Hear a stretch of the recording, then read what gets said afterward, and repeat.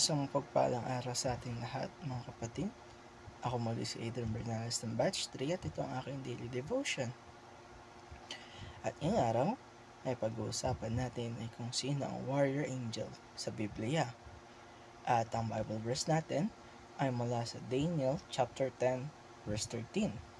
Sinasabi sa ating scripture ngayong araw, "But the prince of the kingdom of Persia withstood me 120 days.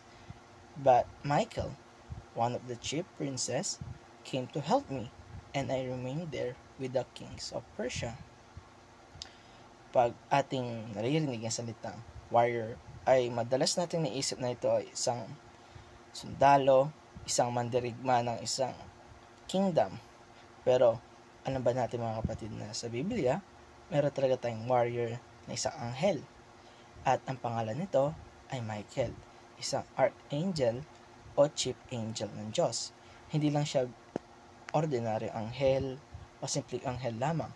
Siya ay talaga pamuno ng mga makalangit na hukbo, o siya ang kapitan ng mga angel sa langit.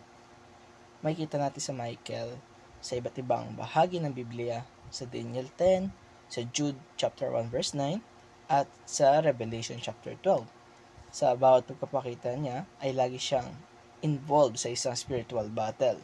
Siya ay isang cosmic war sa pagitan ng kabutihan at masama. Ay naroroon siya at siya ang humahandle sa mga problema ito. Hindi lang depensibo ang role ni Michael, authoritative din siya. Si Michael ay naka-assign para bantayan ng mga anak ng Diyos at labanan ng mga pwersa ni Satanas.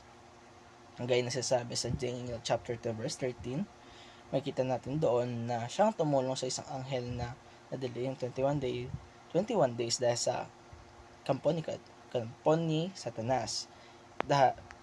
At tinulungan niya ito para mapadala o hindi na ma-delay ang anghel na pinadala ng ating Panginoon. Para naman sa ating teachings ngayong araw, yung Archangel Michael is assigned to special missions. Si Michael ay hindi basta-basta, siya ay pinapadala mismo ng ating Panginoon sa mga misyon na kritikal sa plano niya. Tulad ng kay Daniel, si Michael ang reinforcement na nagbigay ng breakthrough. Kapag si Michael na ang pinadala, ibig sabihin nito ay matindi ang labanan dito, mga kapatid, sa spiritual warfare. This reminds us na kahit di natin nakikita, may mga angelic battles na nangyayari for our protection and God's divine will. Kalaway, angelic beings see the bigger picture than we do. Habang tayo ay nalilimitahan sa physical realm, ang mga angels tulad ni Michael ay nakikita ng mas malawak na picture. Hindi lang sila naipaglaban, pero naintindihan nila ang mga nangyayari spiritual dynamics. Sa Daniel 10, mababasa natin dito na kaya na-delay ang anghel na pinadala ng Diyos para kay Daniel ay dahil may kalaban sa spiritual realm.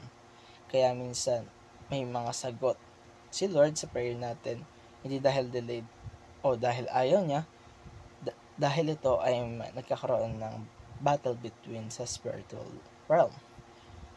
A string that connects to the spiritual realm is a prayer.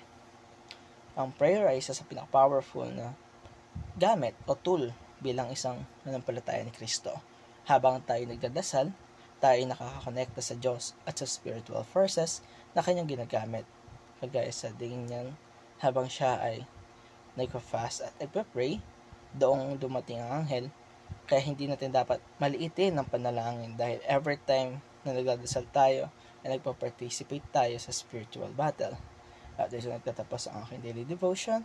Maraming salamat sa panonood.